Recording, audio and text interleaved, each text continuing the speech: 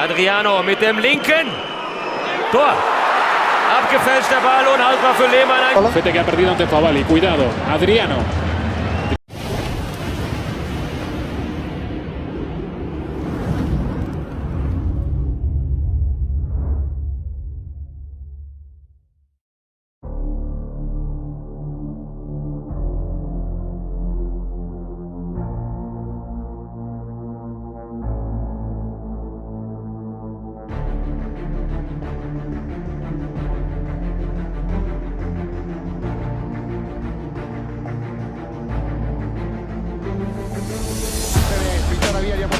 Cerca di andarsi Adriano, buona l'azione Adriano, salta l'uomo, secondo, attenzione, salta il terzo, Adriano, il tiro, e gol, numero di Adriano, dinamite, mettite, e gol di Adriano, prende palla. An emperor left his throne and withdrew into the shadows. Truth doesn't always shine under the bright lights. Sometimes, the brightest stars are swallowed by the deepest shadows. This is football's shadow side, and today, we tell the heartbreaking story of the most destructive force football has ever seen, the Emperor, Adriano. Adriano Leite Ribeiro was born on February 17, 1982, in one of the toughest and most dangerous neighborhoods of Rio de Janeiro, the Vila Cruzeiro favela. Poverty was everywhere, but he carried magic in his left foot. He started his journey in the youth ranks of Flamengo. Interestingly, he began as a left back. But despite his massive frame, his incredible speed and thunderous shots stunned his coaches. They told him, "This isn't your place, you are a goal scorer," and moved him to the front line. By the time he turned professional in 2000 at just 18, he already had the physique of a grown giant. Inter Milan spotted this gem and brought him to Europe in 2001. While still just a kid, he made his debut in a friendly against Real Madrid. He stepped up for a free kick and sent a rocket into the net at exactly 178 kilometers per hour. The football world was shaken. Fans immediately crowned him L'Imperatore, the Emperor. He was an unstoppable force. Standing at 1.90 meters, he was as strong as a tank yet incredibly technical. You only had to ask his opponents to understand his power. AC Milan's legendary defender Alessandro Nesta once said, "Trying to stop him was like trying to stop a moving building." It wasn't just his rivals, even Zlatan Ibrahimovic, known for his supreme confidence, bowed to Adriano's talent. Zlatan once admitted, "Adriano was the most talented player I ever played with. No one could take the ball from him, he was a pure animal." 2004 and 2005 were his golden years. He carried Brazil to victory in the Copa America and the Confederations Cup, finishing as the top scorer in both. It was no coincidence that his shot power was a legendary 99 in PES6, he was the ultimate nightmare for goalkeepers. When he stood alongside Alvaro Recoba, keepers didn't even know where to hide. But this glorious rise was shattered by a single phone call in 2004. His father, Almer, had passed away. For Adriano, his father wasn't just a parent. He was his only anchor and guide. Inter captain Javier Zanetti still gets emotional remembering that day, "We heard his scream on that phone call. After that day, we never saw that joy in him again.